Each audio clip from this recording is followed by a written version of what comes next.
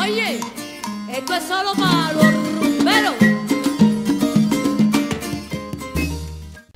Okay, so now we're going to move on to an example of how to break this all down. Right here I have something set up for you guys so you can actually see the whole thing being broken down. So you have a 200-pound person, okay, and let's just say they have 20% body fat, okay. That 20%, okay, is actually 40 pounds from the 200. So you take that, subtract it from the 200, and that's 160 pounds.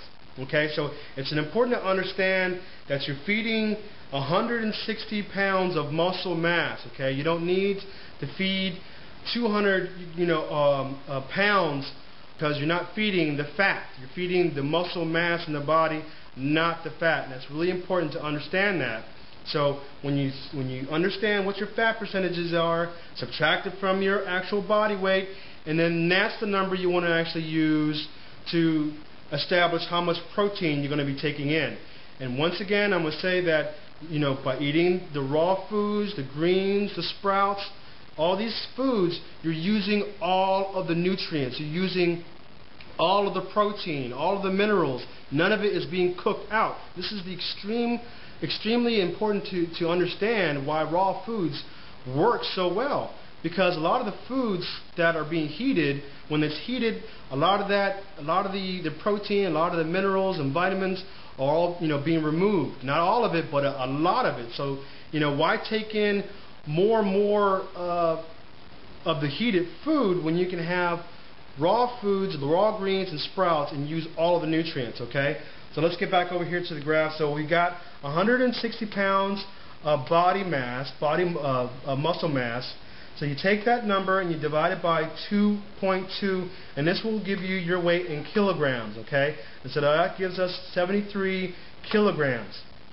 Okay, then you move on down, and this is a way of breaking down how much protein you're going to be taking in, depending on whether you're going to, if you're going to be doing endurance training, muscle training, or if you're just a regular, person. And this number is still, I think, extremely high, okay?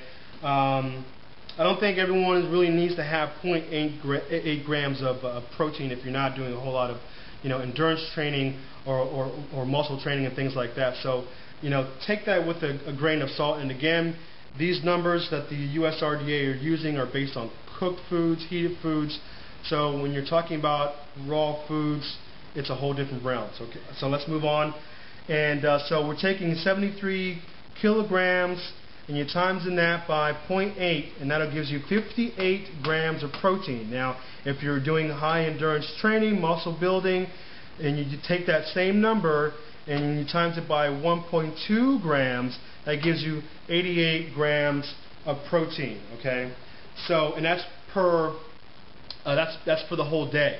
Okay, so and when you're training, even if you're doing endurance training, especially if you're a runner and things like that. The other day I made a video about being careful about doing all that high impact cardio. You can still do low impact cardio, short interval cardios, short bursts of cardio, because it's extremely beneficial.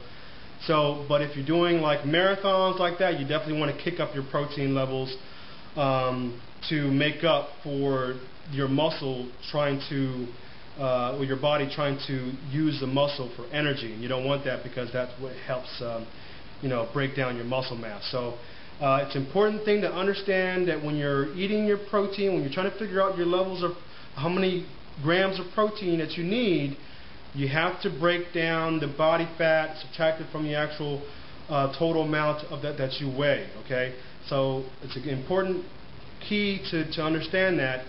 And a lot of people have been asking me, how much protein should they take in? How much it just depends on you. It depends. Everyone's different. Everyone's body fat's different. Some people are very lean naturally. Some people hold more body fat. Okay, so everyone is going to be different. So everyone's numbers are going to be different, and everyone's training is going to be different. Everyone's goals are different when it comes to their fitness goals. Okay, not everyone wants to have big bulky muscles. Most women, they just want to be toned, okay? And then there's a lot of misunderstanding about women being, a little bit afraid of lifting weights. They're going to bulk up That's not the case. Women don't have the same testosterone levels as men do. That's a whole other subject.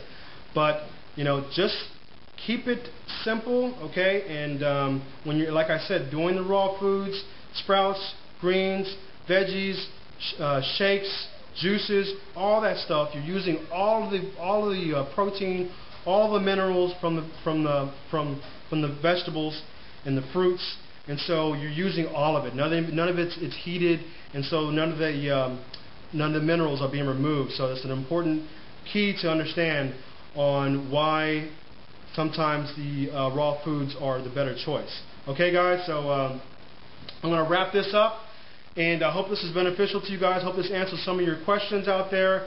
And you know, if you can find some of these pieces of equipment to measure out your body fat, it's really easy to use.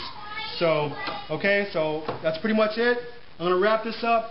I hope you guys enjoy your day, and help me with all my kids that are coming home from school, because I'm going to need some help. All right, I'm going to wrap this up.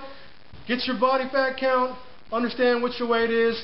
Get your protein in. Get your greens, man. Get your greens and get your sprouts in. All right, so I'll see y'all next time on the Raw Food Muscle.